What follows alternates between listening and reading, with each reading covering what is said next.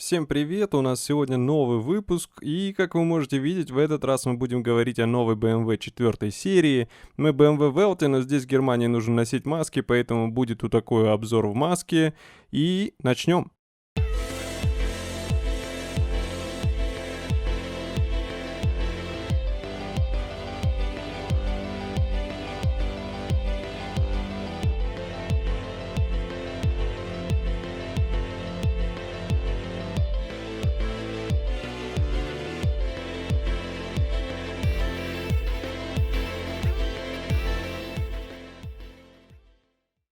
Новая четверка была представлена относительно недавно, это купе, разумеется, но в июне она вызвала шквал бурных обсуждений из-за своей новой передней части.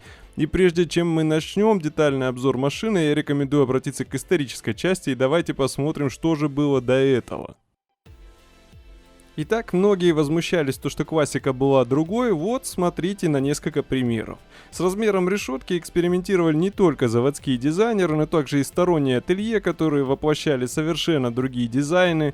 И эти модели заслуживают отдельного видео, поэтому предлагаю вернуться к нашей четверке и посмотреть, что же нового в этой модели. Вот эта вот часть вызвала очень бурные обсуждения, потому что ничего подобного у BMW до этого не было. Были горизонтальные ноздри, сейчас их решили расположить вертикально вот в таком плане. И сам размер, вот вы можете видеть в сравнении с моей рукой, он просто ненормальный для нынешнего поколения, что многих удивило, потому что никто не ожидал такого результата от новой BMW. А здесь решили четвертую серию кардинально выделить новым дизайном, свежими чертами, и об этом мы поговорим. Новая передняя часть отличается тем, что ее сделали вот такой рельефной. Здесь посередине камера радара, сенсоры парктроника по бокам. И обратите внимание, то, что сама решетка не целиком функциональна. Вот здесь идут жалюзи или заглушки, забор воздуха идет вот здесь. А тут вы можете видеть сенсор круиз-контроля. То есть сама решетка выполняет больше декоративную функцию. И я бы не сказал то, что она продиктована какими-то техническими требованиями. Но при этом она смотрится свежо. Это необычный дизайн, который мы привыкли видеть до этого. Номер здесь крепится ровно посередине ноздрей, и если бы его сдвинули, то как раз бы была видна вся решетка. А так здесь балка, которая выступает в роли платформы для номера, и скажем честно, издалека такое решение выглядит интересно, но ноздри явно потребуют привыкания к такому новому дизайну. В плане фар у нас здесь тоже интересная ситуация, потому что на тройке использован блок с характерными вырезами снизу, на четверке у нас здесь цельный блок, и при этом стоит посмотреть, как дизайнеры вписали его в дизайн. Здесь у нас специальные грани, которые прямо подчеркивают целый блок, и выглядит это, по-моему, отлично. Тут удалась идея явно на твердую пятерку, но при этом вот эти все изгибы просто не видны на темных цветах, поэтому не рекомендую заказывать черный цвет. Это скроет вот эти интересные моменты, и машина потеряет привлекательности. Далее у нас здесь установлена лазерная светотехника, то есть она выделяется таким синим блоком, который выглядит очень футуристично. Стоит упомянуть то, что на стандартных машинах устанавливается обычная светодиодная светотехника, но ее можно проапгрейдить, если вы готовы доплатить за такой вот лазерный блок. Другой момент, который хотелось бы показать, потому что его не совсем освещали на официальных фото и видеоматериалах, это то, как фара взаимодействует с решеткой радиатора. Вы здесь можете видеть, как этот изгиб обыгрывается с отрицательным углом решетки, и другими словами мы получаем здесь современную интерпретацию классической акулии и пасти, которая выходила на многих моделях немецкой марки. Здесь решетка была под отрицательным углом к набегающему потоку воздуха, и при этом нужно смотреть, как оно отработано, так как решетка заходит внутрь бампера и не выходит за его пределы, как это было на классических BMW. Это по-своему интересно, и я бы сказал, что это очень важный момент дизайна, на который стоит обращать внимание, и он скрывается в темном цвете, поэтому рекомендую дважды подумать. Другой дизайнерский элемент, который хотелось бы показать, тоже заточен на передней части, это капот. Здесь вы можете видеть такой характерный рельеф по краям, тогда как в центре абсолютно гладкая поверхность. Тут дизайнеры решили оторваться, и здесь есть одна складка, другая и третья. Вместе они создают направляющую линию, которая плавно уходит к передней стойке и переходит в крышу. В принципе, цельный образ как раз и достигается вот этим приемом. Это складка, изгиб на фаре и передняя стойка в итоге сливается в одно целое, которое придает стремительный образ новой четверки. И явно вот этот прием будет использоваться еще и в новых моделях, скорее всего в М3 и в М4. плане аэродинамики четверка тоже стала более проработанной и обтекаемой, потому что здесь коэффициент сопротивления 0,25 у обычных вариантов. Но при этом почему-то у М440D X-Drive, а также у бензинового варианта коэффициент 0,29. Интересно будет уточнить почему, может быть что-то устанавливается под днищем или где-то еще, но вот такой вот интересный небольшой нюанс, влияющий на аэродинамику. По габаритам здесь тоже позитивные изменения, потому что в длину она прибавила 30 мм, в итоге длина всей машины составляет 4768 мм, база тоже была увеличена на 31 мм, и при этом вы можете видеть, как короткий передние и задние свесы акцентируют внимание на вот этом характерном купейном силуэте. Со стороны на фото вам может показаться плоским вот это все, но обратите внимание, вот эта машина в синем цвете и уже показана на официальных фотографиях и видео от BMW, и вот в этом цвете проявляются все детали. К примеру, бок не настолько гладкий, как может показаться, здесь вот есть интересный такой изгиб. Также грань присутствует снизу, она как раз и подчеркивает поясную линию. Есть традиционное ребро и увеличенную расширенную заднюю колею выделили вот таким вот бедром, которого не было на прошлых моделях, и теперь вот так подчеркиваются увеличившиеся габариты по сравнению со стандартной третьей серией. Смотрится очень гармонично, плавные перетекания вот этих всех форм один в другую тоже очень неплохо. Другой нюанс заключается в том, что здесь высота при всех вот этих изменениях увеличилась всего на 6 мм, что в итоге дает более стремительный силуэт, и самая высокая точка примерно вот здесь. Далее ниспадающая линия идет к багажнику и как бы подчеркивает спортивность, после чего заканчивается вот таким небольшим спойлером. И еще один интересный нюанс — это то, что при всем увеличении габаритов во всех плоскостях здесь центр тяжести по сравнению с третьей серией, которая видна на фоне, уменьшился на 23 мм. BMW заявляет то, что таким образом удалось получить лучшее поведение на трассе и достичь правильной развесовки купе, что также важно для спортивной машины, и за это можно только их похвалить. А вот это еще одна зона разногласий, потому что здесь обычно располагался изгиб Хофмайстера, он был ровно наоборот, то есть линия должна была идти вот так. Здесь его перевернули, при этом дизайнеры говорят, что это позволило получить более стремительный силуэт. Вы можете видеть то, что визуально он продолжает эту стойку. Ну, что сказать. Конечно, к такому варианту придется привыкать, тем более здесь у нас Shadow Line в черном цвете. Выглядит это необычно, но это не значит, что такой изгиб не подходит к машине. Я бы сказал, это скорее дело привычки, и надо просто дождаться всех этих машин на дорогах, и тогда такой элемент станет привычным.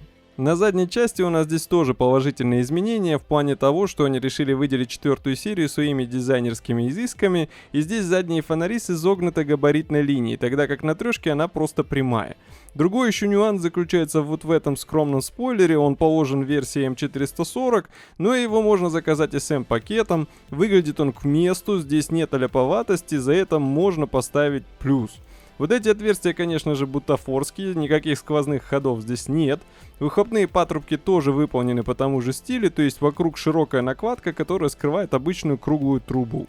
Ну и этот диффузор, он тоже стандартный для М-пакета, то есть если вы хотите приобрести простой вариант с М-пакетом, вы все равно получите все эти небольшие нюансы, которые видите на этой машине прямо сейчас. Обратите внимание, то, что здесь идет еще старый значок, хотя уже был представлен новый вариант. Модель будет продаваться в сентябре, но при этом на этой М440 установлен старый вариант, поэтому интересно, если новый значок вообще придет на эту машину.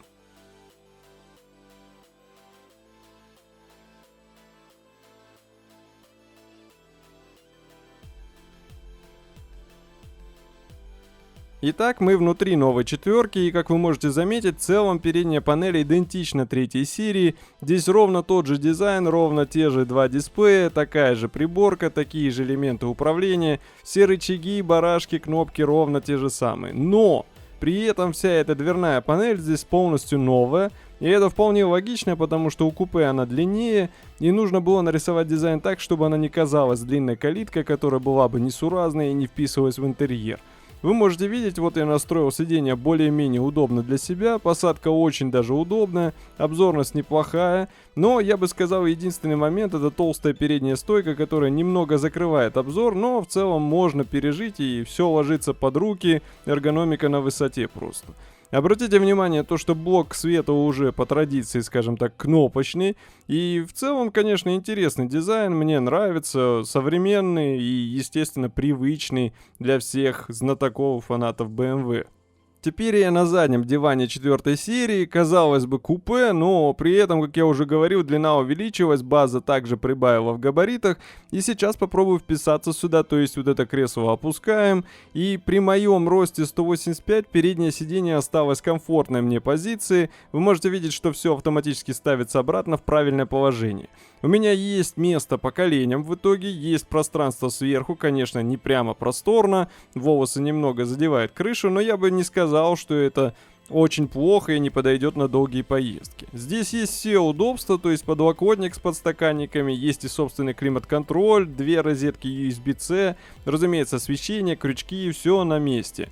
Но вот это, конечно, функция прикольная, насколько помню, она была и на 4 серии. В принципе, для 4 человек это отличный вариант, и что бы ни говорили, если вам не нужен второй ряд дверей на трешке, то эта 4 просто идеальный вариант, который будет смотреться более спортивно и собрано. Обратите внимание, то, что вот этот вариант идет с люком или со стеклянной крышей, скажем так, при этом пространства по голове более чем достаточно. Можно опустить кресло еще ниже, но даже так обзорность не пострадает, при этом нет никакой скованности в пространстве, ничего не задевает. В принципе, я сейчас закрою дверь, и получается очень уютный салон. Подоконная линия высокая, но это поддерживает спортивный образ. Ну и по ширине все равно места достаточно, плечи никуда не упираются. Даже с такой линией обзор не страдает, и это хорошо, потому что в купе смогли решить этот нюанс, разумеется, за исключением передней левой стойки. Машина не чувствуется закрытой, но и нет воздушности, разумеется. Также нет и скованности, то есть клаустрофобии у вас точно не будет внутри, несмотря даже на опционную темную крышу. Как я уже говорил, в плане приборной панели здесь дизайн идентичен 3 серии нынешнего поколения. То есть здесь идут 2 дисплея, шайба на своем привычном месте, управлять ею удобно, она прямо под рукой. Здесь уже идет не глянец, и это очень даже хорошо. Кстати, обратите внимание, то, что блестящих деталей здесь прямо по минимуму, и это можно считать хорошим плюсом. Есть и металлизированные детали, серебристый карбон, он же и на центральной консоли, как вы уже наверняка заметили. Ну и, разумеется, руль. Он, конечно, толстоват, но при этом ухватистый, и видно то, что сам диаметр небольшой. В принципе, для скоростной рулежки должно быть достаточно. Есть проецирование на лобовое стекло, приборная панель обшита кожей, это явно опция. Ну, в целом дизайн получился узнаваемым, на твердую 5, здесь никаких претензий у меня нет. Ну и теперь заглянем под капот этой машины. Как я уже говорил, это М440i X-Drive. Здесь бензиновый мотор 3 литра, мощностью 374 лошадиных силы, плюс еще установлен электрический генератор, который положен только вот этому варианту. Его мощность всего 11 лошадей, но он дает ощутимое преимущество по ускорению машины. Как вы можете видеть, все под капотом расположено довольно плотно. Силовая структура буквально опутывает мотор. Усилена еще и опора двигателя, она изготовлена из нового сплава, облегченного. И в целом переднюю часть постарались облегчить, чтобы соблюсти идеальную развесовку для купе, которая присуща всем моделям от BMW. В плане багажника мы получаем более универсальный автомобиль, потому что здесь он теперь 440 литров. Прибавка составила 35 литров, и это еще можно сложить сиденье, тогда объем будет еще больше. Спинка заднего сиденья складывается в пропорции 40-20-40, то есть среднюю секцию можно опустить отдельно. В целом все здесь довольно аккуратно выполнено, никаких лишних выступов и прочих проблем нет. Разумеется, мешки картошки сюда не особо подойдут, но в целом выглядит удобно и опять наравне с 3 серией. То есть, если вы думали, то, что здесь будет маленький багажник, нет, он здесь довольно вместительный, и для купе это даже огромный багажник. Продажи новой модели начнутся только в сентябре, а это выставочный образец и тест-драйвы еще не проводятся. Но цены на 420-ю начинаются с 3 миллионов рублей, а на 440-ю, именно вот этот вариант с X-Drive, цены будут на уровне 4,5 миллионов. То есть за эти деньги вы получите современное купе, которое будет разгоняться до 100 менее чем за 5 секунд. И это, конечно, не М4, но при этом, если вам не нужно больше мощности, то можно купить такой вариант и кататься на нем уже сейчас, потому что М4 явно выйдет намного позже. Ну, как было сказано, будем ждать серийный образец в сентябре, тогда на нем можно будет уже и покататься. Конечно, с этими ноздрями они прямо удивили, но это дело привычки. Все мы знаем много других автомобилей, где также удивлялись новой внешности, но потом начинали считать дизайн толковым. Здесь ровно тот же случай. В старых BMW уже использовались большие ноздри и до этого, здесь нет ничего удивительного, мы просто привыкли к небольшим размерам. Поэтому как только такие машины появятся на дорогах, вы сразу увидите совсем другую реакцию. Все будет окей с новым дизайнерским изыском, и мы наверняка увидим его и на других моделях. Разумеется, буду рад услышать ваше мнение, пишите его в комментариях ниже. Если видео понравилось, то обязательно нажимайте лайк, и увидимся в следующем видеообзоре. Спасибо за просмотр и пока!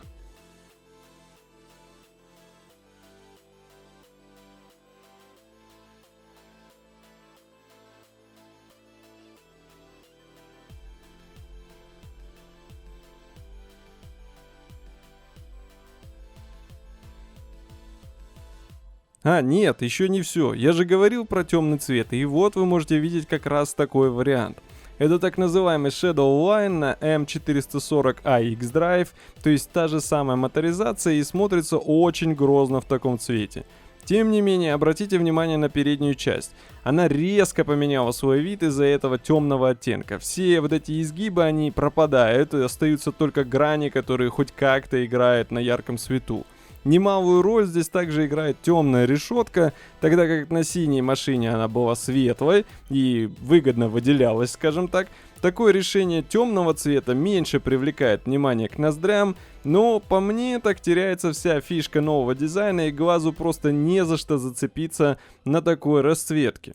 Машина также дополнена карбоновыми аксессуарами, вы можете видеть то, что это зеркала и спойлер, их можно заказать и отдельно, наверняка они будут доступны и как аксессуары для апгрейда вашей машины. Интерьер здесь также темный, кожаные сиденья, а он отличается от коричневого тем, что ощущается все более тесным, но, разумеется, на самом деле это не так. Тонировка здесь присутствует на задних стеклах, разумеется, это заводская, что тоже влияет на восприятие места внутри, потому что внутри теперь темнее и кажется чуть менее просторно. В целом такой цвет интересен по-своему, но если вы не хотите потерять главную фишку, то явно стоит выбирать светлый оттенок. Не стоит также забывать об эмовых цветах, которые явно придут и сюда. Очень интересно было бы посмотреть, например, на четверку в зеленом цвете. Восьмерка уже засветилась в таких цветах, и М8 тоже. То есть четверки теперь только ждать ее очереди. Ну и на этом теперь точно все. Надеюсь, вам вот этот отчет понравился. Не забудьте обязательно нажать лайк и подписаться, чтобы ничего не пропустить. Ну и увидимся в следующем видеовыпуске. Как обычно, следите за обновлениями, ничего не пропускайте. И пока!